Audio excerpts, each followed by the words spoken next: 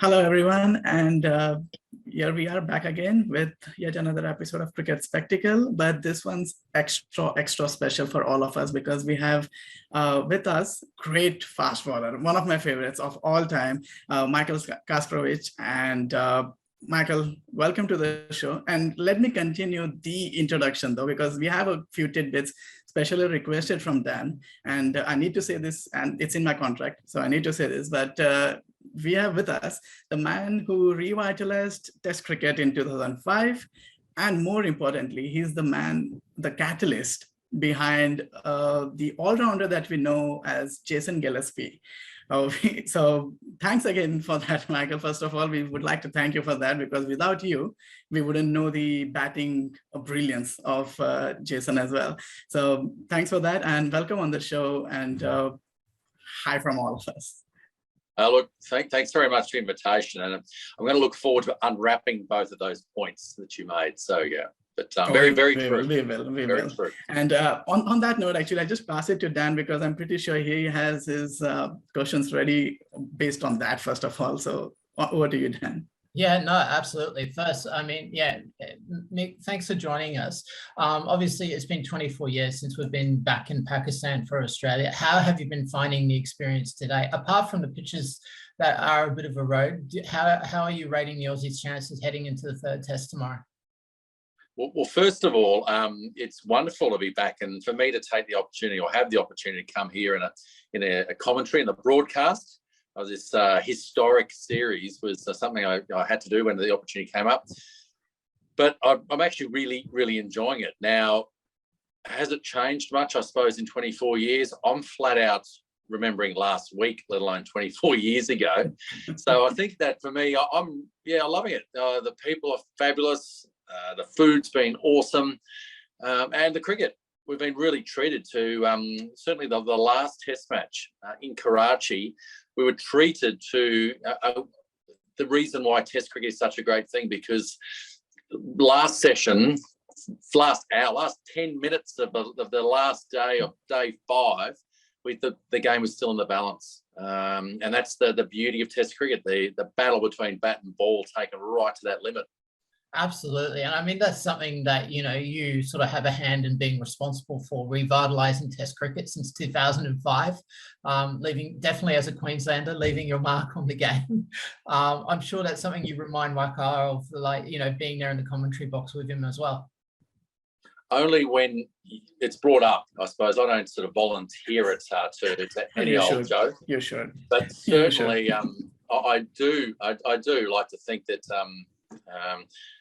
I single-handedly saved Test cricket. Now, I say that because I was actually in India at the time at the Imperial Hotel in Delhi.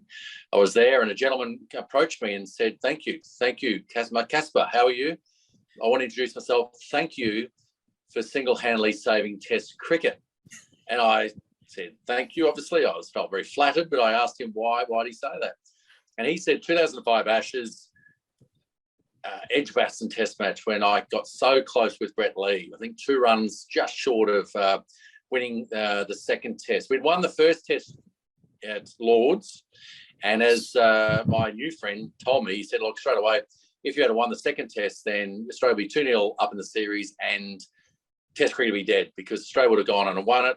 But you actually were part of the most exciting test series that saved Test cricket. So I just like to think that we give back to the game what the game gave us. Well, absolutely. I mean, leading into that, you'd also have to, Dizzy would have to be buying you a few beers every time he gets a chance because you, gave him his start as the greatest all-rounder since Mark Waugh, in the Bangladesh test as well. I mean, you've left a big mark on the game there. And I mean, as a Queenslander, that's something you have every right to be proud of. Well, I think even just before I do get to the reason, Jason Gillespie, of course, I will get to that straight to the point. Jason Gillespie scored 201 against Bangladesh. Correct. Now, I should point out that Jason Gillespie actually replaced me on that tour because we came from South Africa in 2006. I had a back injury, and then I couldn't go on to follow on the tour. Went to Bangladesh. So Jason Gillespie essentially replaced me for that tour.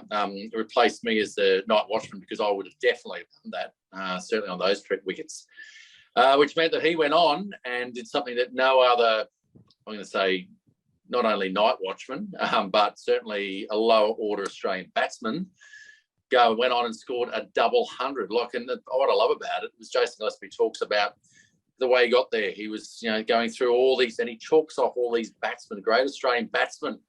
What would they have been thinking? The best example is Mark Waugh. He was 168, 69 at the time, and he thought, what would Mark Waugh be thinking about now? How did I get to 170? And then he stops and thinks, that's right, Mark Waugh never scored 170 in Test cricket. So that's where, so Jason Gillespie, as I said, is a good mate of mine. Coaches South Australia right now. Indeed. He's been right around the world in his coaching capacity, and I don't know, there's a couple of coaching spots open in world cricket at the moment. We'll see how he goes. Well, indeed. I mean, speaking of coaching capacity and like changes in the coaching setup, have you noticed a difference between the Aussie boys, just with Andrew McDonald sort of taking over in the interim over the last couple of tests? Has it been a noticeable difference between how those lads are reacting, say, to Justin in the past over the Ashes to what's happening now in Pakistan and being an away tour and being away from home? No, because I had no, I suppose, engagement with the team beforehand to see any of that. I should point out I was actually spent 8.5 years on the board as a director of Cricket Australia. Indeed. So I'd sort of been through a few parts, I suppose, in Australian issues in Australian cricket, but I've been since September 2020. So I've been at it for sort of 18 months or so now. So I've been, well away from certainly the administration, but that side of the game. Yeah, no, it's understandable. But speaking of Aussie coaches, it's not just Andrew over there. I mean, Sean Tate has recently joined the Pakistan camp as well as a bowling coach. And that's his first engagement as a coach, I believe. I mean, have you had much of a chance to sort of talk about the exciting opportunity that Sean has with the Pakistan setup, considering the caliber of bowlers that they have in their lineup at the moment? I did on day 3 of the test match in Karachi. He'd come and had his time in quarantine to sort of sort that out. So he'd been sitting and watching, he told me, the commentary and rather enjoying the commentary as well. So we did have catch up on morning day 4 it was, talking about it. And just catching up because I went on a couple of Australian tours with Sean Tate. We did Ashes, Sri Lanka, and got to know Tatey really well, actually. He's an awesome guy. He's going to be so good, I think, to these young fast bowlers. And look, ultimately, coaching is the same stuff, just said a different way. And the most important part about the coach's role is your connection. The way you say it, the way you connect with the players. And even speaking, look, with Matthew Hayden, who was the batting mentor, I believe, for Pakistan during the T20 World Cup. Mm-hmm. Just that he loved it. And it was all that sort of engagement. Obviously, it's spoken differently. There's different language issues and things like that. Not issues, but just the way that you connect and finding that. I know that Haydos spoke about that, but I know that Tatey's really looking forward to it. His time over here. I think what excites him most about it, and as it should do, is that Pakistan just have this uncanny ability to produce fast bowlers. Oh, it's incredible! It's incredible. It's great, and there's some wonderful talent. Shah Afridi, watching him the first 2 test matches with his technique, and he's 21 years old, and sort of where he's going to get to, I think, is going to be something really exciting to watch that journey. Oh, absolutely. And I mean, if we could add Hassan Ralph to that mix as well. I mean, Pakistan are going to have a very formidable lineup for many years to come, with Babar Azam obviously leading the batting, 2 wonderful openers right there as well. I mean, there's quality throughout the Pakistan team, and it's just a matter of obviously achieving that consistency. But obviously back to the 3rd test, there was obviously a couple of good performances from a couple of Queenslanders as well. I mean, was he leading the line as the Bulls skipper?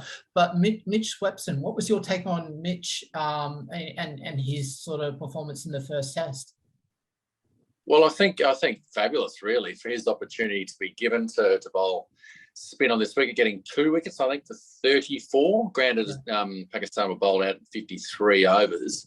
To come on the back of some wonderful fast bowling and the speed there and reverse swing, Mitch Starc, of course, was a wonderful step into it. Obviously challenging second innings, but even Mitch Webster, he's great. Seeing what he's done, his biggest challenge is that he hasn't been playing a whole lot of cricket out the middle. He's been spending a lot of time in the nets, practicing, obviously in the extended squad of Australian teams for the last 2 years, maybe 3 years almost.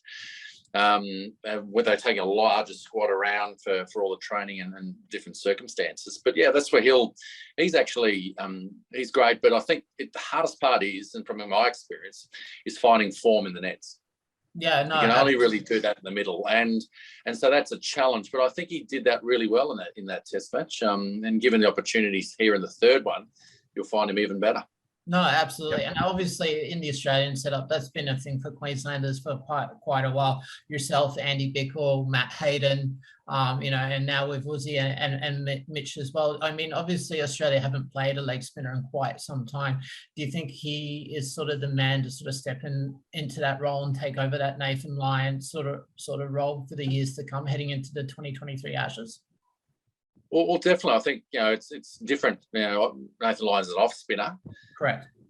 Mitchell Swepson is a leg spinner, provides something different. Now that's the problem, and for Australian cricket, and we've had some pretty awesome players come through. Certainly in my time, that have pretty much gone through and changed the position description, the job description of leg spinners, because you're comparing to the great Shane Warne, and of course. And the other one too, I guess, is Adam Gilchrist, because all of a sudden, for a wicketkeeper now, you're expected to bat with the tail and score hundreds and do it quickly and all that. So I think we're in a really good position for Australian cricket when you've got an Alex Carey, the performance he did in that last Test match and what he's shown for sure. But also too, I think for Mitch Webster and the opportunity with his leggies, and maybe a little bit like Warne, like he doesn't have a long run up. It's all generated out of his momentum through the crease, through the shoulders, through all that side of things. So yeah, I really like that. And he wasn't afraid. He was giving it a good rip too, trying to do that. 176 overs to bowl out. Bangladesh, of course, gave you plenty of opportunities to do that. And it just was always going to take a really special effort, which we saw through the Pakistan batsman. Yeah, no, it was incredible. It was an incredible performance from Babar Azam. I mean, 196. You can't really ask more from a player who's like incredibly consistent across all 3 Test formats in international cricket. I'm going to throw it to Nikhil. Nikhil, do you want to put a couple of questions to Michael? Michael, you touched upon something which we have all witnessed in the last week or so, right? Like probably one of the saddest days in Australian cricket as well, with the passing of Shane Warne. And like you mentioned, like the great man, he has set standards so high that it's probably never going to be touched, and it's of no fault of anyone else, but just the greatness of the man, which it is what it is. Would you like to share one of the memories which you had with Shane Warne, because it would be lovely to hear from you about him. Yeah. Oh look, Shane Warne, I think it's always been my third most asked question. Generally speaking, number one is Edgbaston in 2005, did you hit it? Number 2 is what are you doing now? But the third most asked question I find is what's Shane Warne really like? And the best, easiest way to have always answered it, he's an ordinary guy living an extraordinary life.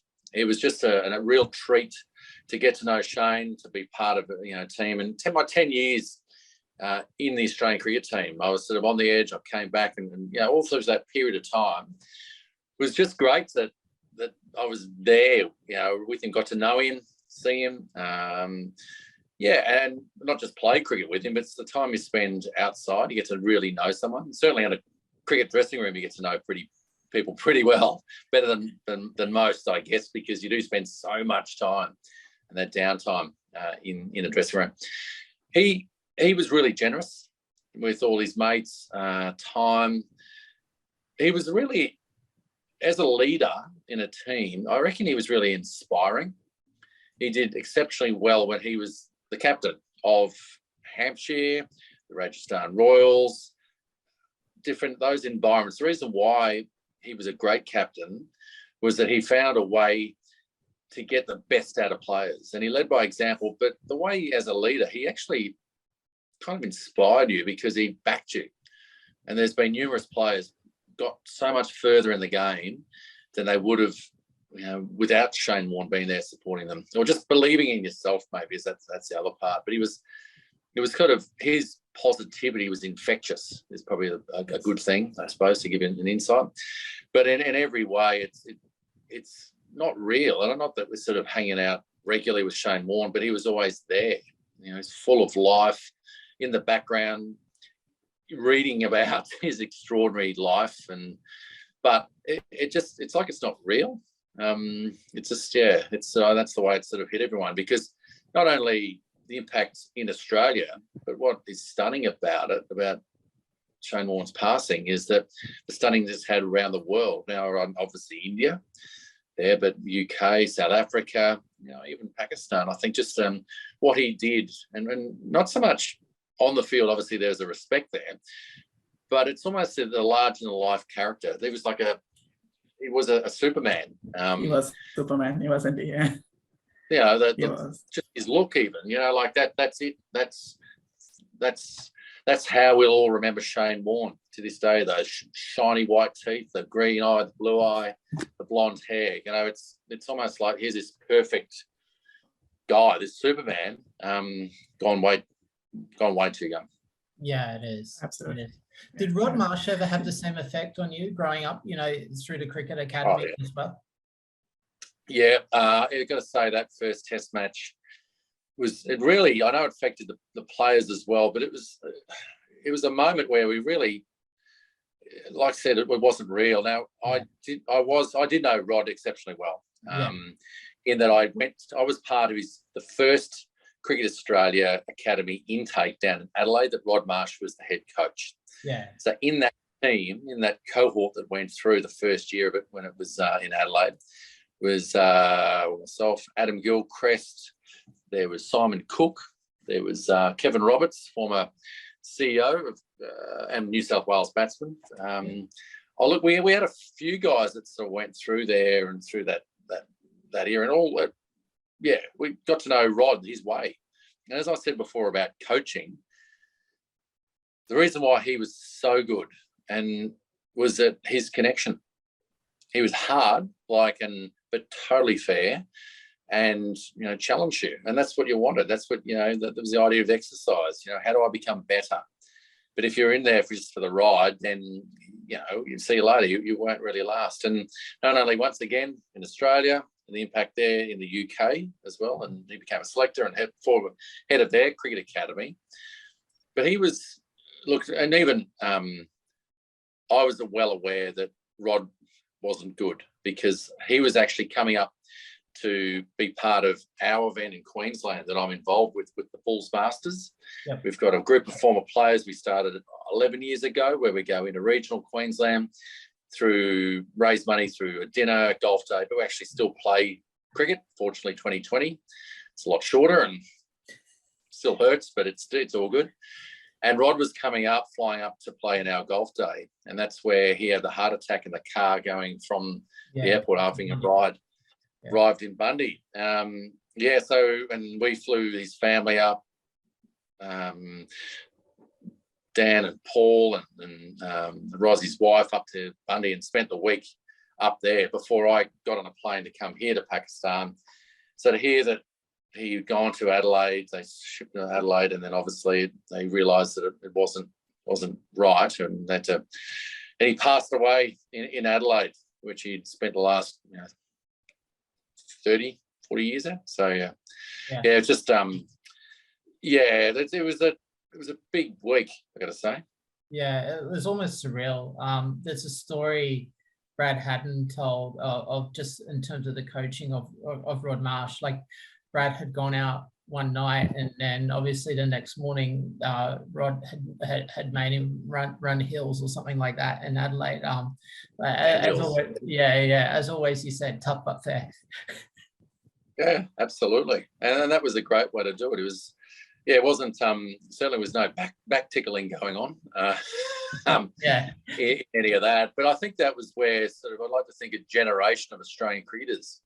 You know, Glenn McGrath followed me, and there was Ponting, and look, pretty much go through the list from you know, Hussies to everyone. Every single cricketer had gone through in the Australian team had gone through the Cricket Academy at that time. Anyone that was sort of identified from, you know, your 20s, early 20s, late teens and your 20s, had sort of been all part of that process going through.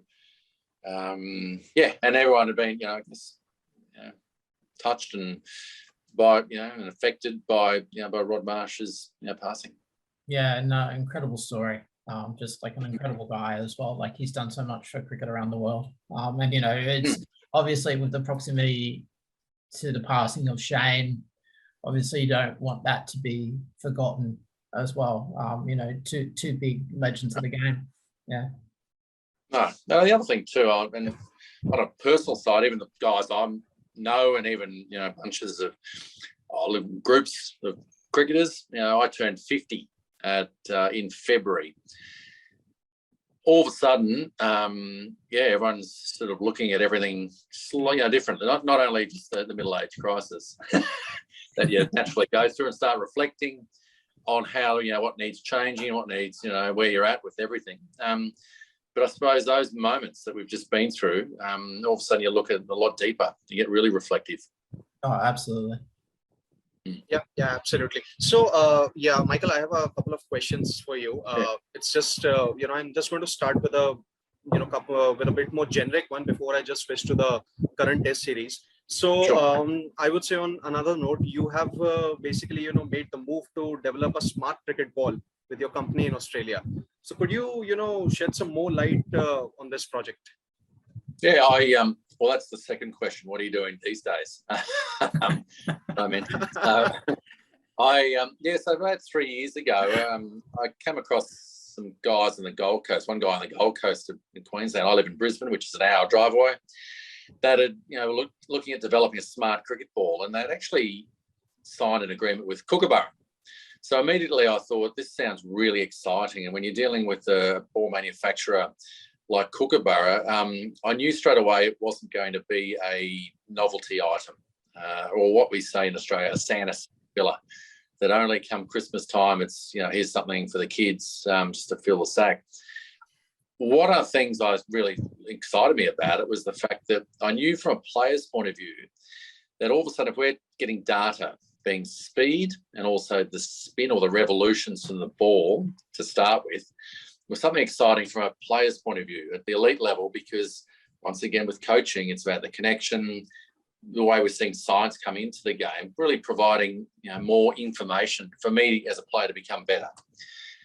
Also knowing that you could then, if you're like, we're going to put it in the, if it could be in the broadcast, because what we want to do is bring the fans even closer than they are today. Technology has meant that the fan watching on TV or watching through your mobile phone has never been closer than what's happening in the middle.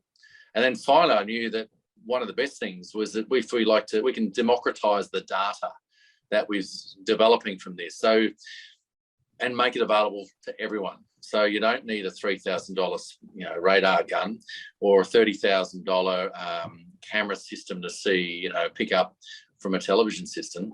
You know, just with your mobile phone, you'll be able to see how fast you bowl the ball, but also the revolutions. Is something that, for me, I love the concept of the fact that we can empower the player, excite the fan, but even engage all players by making this available for everyone. That's nice. I think that's pretty, you know, I would say something unique that, you know, we have had. I to be honest, you know, I've listened to in the recent past also, you know, in some of the cases, like, you know, in, like they have been in India. But I think, you know, if I switch to, you know, one of these interesting comments from, you know, Sean Tate that he made just a couple of days back, that he's going to look to, you know, keep Shaheen Afridi, you know, fit physically and mentally. So maybe in this day and age, when a fast bowler has to play, all three formats, and of course, he or she have to be a part of a couple of T20 leagues. How important a role a bowling coach, I would say, plays in keeping a bowler fresh for almost every series, and at the very same time, how do you really communicate a bowler that yes, you're probably going to be rested for this series, so that you're fresh and ready, for maybe an upcoming tournament or any upcoming series. How big of a role a bowling coach plays in communication, basically communicating this to a fast bowler. Yeah. I think that's become a really really interesting, but also big part of the game today. The way the professionalism in the game is introduced, the bowling workloads and the science of all that. Now, look, as a former player, I played nearly 19 years first class cricket for Queensland from 19 till 36, 17 years to 36, nearly 37 years old. I played 10 years in the Australian cricket team. So immediately I like to put my hand up as an old school fast bowler and say, just keep bowling. It's not there. But what we've found in the last 20 years, I suppose, maybe 15 years, in the professionalism of the game is science, and sports science has come in and looked and researched and found data around different, bowlers, and try to find the right way we can look after bowlers so that they can actually play, so they're not breaking, essentially. It's a much larger topic than this podcast, but I think that one of the things so important, because that's where we're at today, is with all the cricket that exists, the matches, we have to look after the bowler, bring them up in their bowling workload so they can play and have impact, whether it be the test matches, but at the same time with one-day cricket the way that it is, limited overs format, we've also got to manage that as well. Interestingly, you can't find form in the nets. You can't really. You got to do it in the middle, and that's where a lot of players today aren't spending a lot of time in the nets. Now, in the old days, we'd play games, but we would bowl the nets and bowl a lot in the nets. We're sort of replacing that now with more matches. So the players today are getting more matches in different formats. But even with the IPL starting this week, next week, what we're finding is the fast bowlers there will go to India. How many matches for a team in the IPL, each team? 14 matches per team. 14, okay. So you've got 4 overs max. As long as you keep your foot behind the line and don't bowl wides, you've got 24 balls maximum a day, which in theory sounds like nothing. Sounds like absolutely nothing. But this is the part around for a bowler. It's still, you got to get yourself up to play. So there is a curious mix, I think, of net bowling to build your loads up, at the same time in the middle to play, but then also the important part is the rest in between, because the stress you're putting on your body. Look, like I said, it's a whole hour-long discussion, and even then we won't even get close to whether it's right or wrong. It could go hard in lots of different ways, because as representative of the fast bowling cartel, in our day, there were no limits. You just get 10 wickets, doesn't matter how it works, and they're off the field. That's a rest. So, well, I hope that's nice. Yeah, leading on to the fast bowling cartel, you must be really happy to sort of see the rise of Cameron Green, the bowler, more than Cameron Green, the batsman, on this tour as well. He's made some really interesting contributions at different times over the first 2 test matches. Yeah, he look, Cameron Green was a young fast bowler. He was picked and went through all this, the pathway systems as a fast bowler, until he had a bit of a back injury. Yep. And then they said, okay, we're going to take some time off with a stress fracture in your back. He said, can I play as a batsman? And then he went and worked hard in his batting. And dunno. And now he averages over 50 in Australian domestic cricket. He's one of the leading batsmen in our first-class system. And it's almost like it's a side project. It's kind of handy that this guy is, 6 foot 7, bowls 140k an hour. Yeah. It's a great. And he's a handy gully fieldsman as well. Outstanding talent. So it's wonderful to watch. Yeah. So we have our own Cameron Green fan club on this podcast. That actually me and Dan have been standing him since like forever now. So we are really excited actually watching Cameron Green doing what we wanted him to do and what we expected him to do as well. Michael, just on a lighter note, like probably just like to get the amp down on the conversation, because we brought up 2 names, Sean Tate and Brett Lee. Have you faced them in the nets, and who was the quicker one among the 2? Well, both of them were scary to face in the nets. I'd like to think scarier for batsmen than tail end bowlers, because we've got this bit of a thing. We've got this thing as bowlers. We look after ourselves. To the point where in the nets you wouldn't bounce each other, you'd look after each other, and but that's a different story. I'll tell you a quick story. Must have been 2000 and I reckon 4, after we had played. I toured Sri Lanka with Sean Tate, and I was also I've toured England with Sean Tate in 2005, but I reckon it was 2004. We toured Sri Lanka, and maybe it was 2000. Anyway, one of the years, it was the deal of the century. Absolute deal of the century. I had Sean Tate come to me the first game, South Australia playing Queensland at the Gabba. And as you do, you're sort of warming up, you're having a bit of a chat to the other blokes, and just crossed with Sean Tate. Sean Tate came up to me and came and said, Kasper, I'll do a deal with you. I promise I won't ever bounce you again if you promise you won't bowl me a bouncer.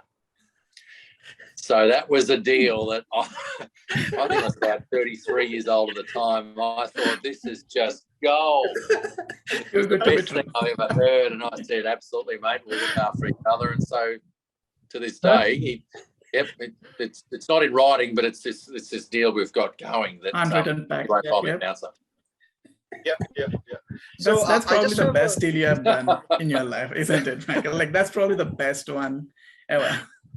Absolutely. But I think this is where, maybe I think the game's changed. When I said about the fast bowling cartel, I worked at changing the word from a fast bowling union to a cartel, because you can control the price and the membership. That's how cartels work. But the fast bowling union was something that I was exposed to when I first played. I'm 17 years old. We played New South Wales at the SCG, and at the end of a day's play, you go into the opposition team that spent the time in the field.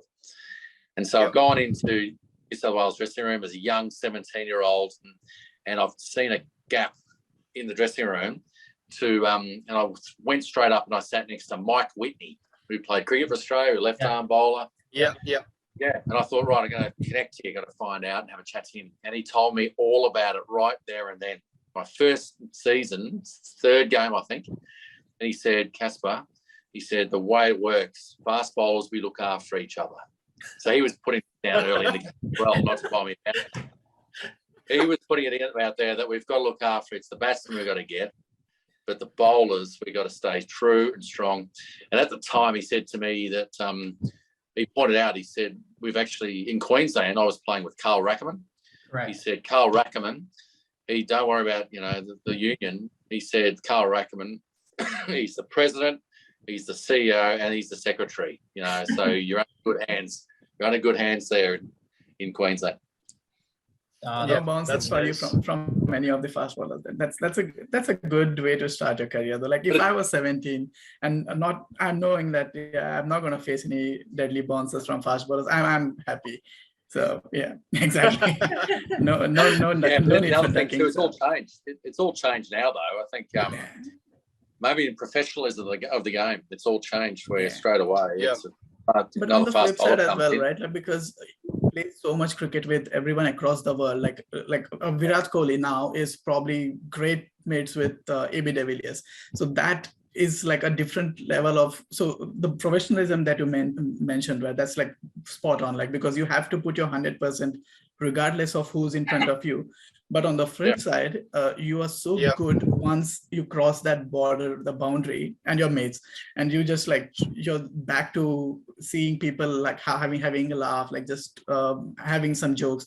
And that kind of has made the cricketing world tighter and unified, right? Because you play almost with everyone at some point of your time, like all the big stars, you either play against them and then meet them after the game, or in a team itself, which has probably been a very good change in my opinion, because that kind of adds the you can see, like ICC have the ICC Spirit of the Match or Spirit of the Game award, actually. Spirit of the Cricket Award, Spirit of the Cricket Award, sorry, yeah. So that kind of, all this kind of adds to that, because people are going to play in the right spirit. There are less animosity in the game. I mean, they're still playing 100%, but the camaraderie and the friendship as well is pretty evident, which is good for the sport and good for the growth of the sport, which I believe is like, again, it comes back to what you guys laid as a foundation, right? Like there was like you said, with the fast bowlers, there's this unwritten pact, and now that unwritten pact has kind of moved on to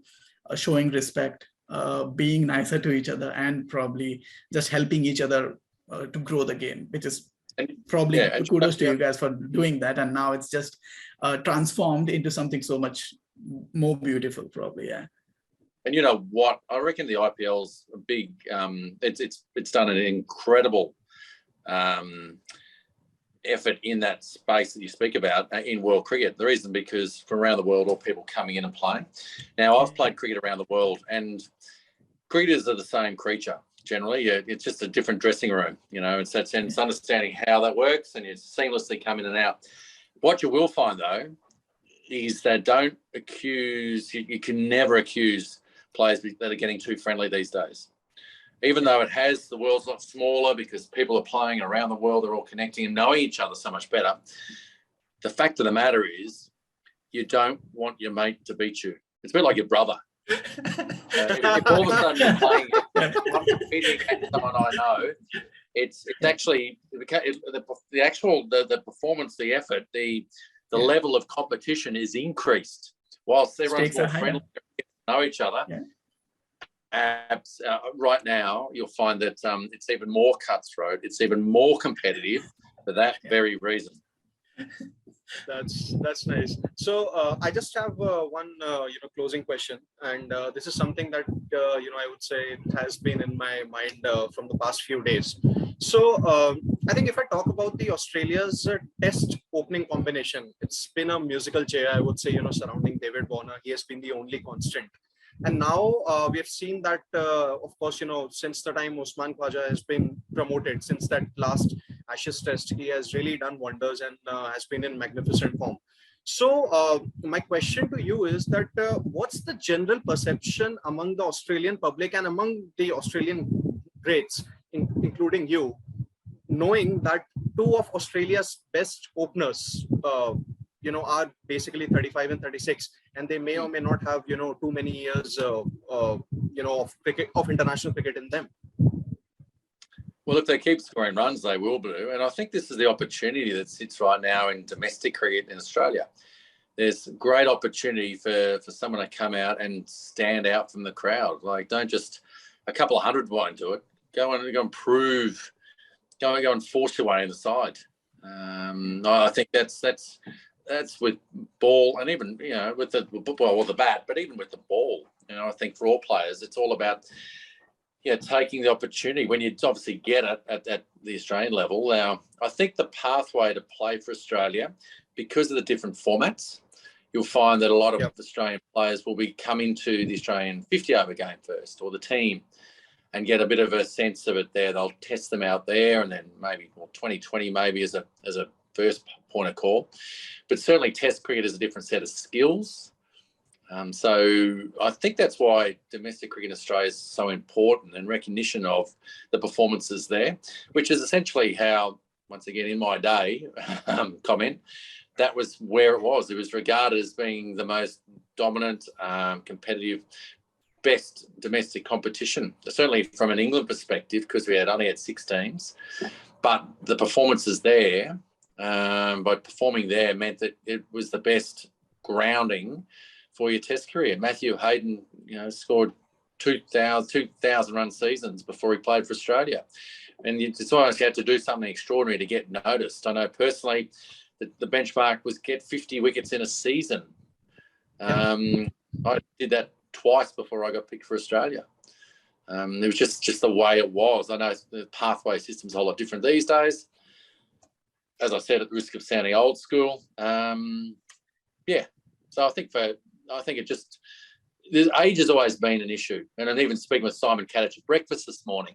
He's, of course, here as well, commentating Australia-Pakistan series. We've got plenty of time to talk. We were talking about being dropped from the Australian team because it's happened to us both a few times. I think I was 13 times over 10 years. I don't think it was that many. He was far too good at cricket to get dropped. But he was saying that last time he was dropped and that was it. It was that comment around age. It was a comment around age and time, and we've got to look at the future and all those things. And at that time, though, him and Shane Watson were the best combination in world cricket. So I suppose it just depends on the selectors. George Bailey and Tony Doddermay now, who's joined the rank of the selection of Australian cricket, and to what they want to do with the Australian openers. That's nice. Mike, just before we let you go as well, I have a very interesting question which I came up with last night, because I know that you took 4 wickets in the first ever T20I men's match which happened against New Zealand. Because it was probably at the back end of your career, though you didn't get enough chance to play T20I cricket, right? But if given a chance, like let's say if you had a genie, rub the bottle, and now he's like, you have 3 wishes. Okay, let's assume you used 2 of them. You have only 1 now. So if he gave you a chance that you could skip some of the Test career and replace it with T20s instead, would you take that? Would you reckon you would do well in T20s as well as you did in Test as well? There's 2 parts to that question. I'm not replacing the 38 Test matches I played. There's no way in the world you do that. And becoming the 369th Australian ever to play Test cricket of Australia is something so, valuable to me personally. Obviously, it's like, so I'm never ever replacing that. Would I have loved to have played more 2020 cricket? Absolutely. Even when I did play, and that was the start of 2020 cricket, I remember playing county cricket for Glamorgan, 2002, 03 maybe it was when it first started. And it was a bit of a joke. It was like, this is whatever has to happen.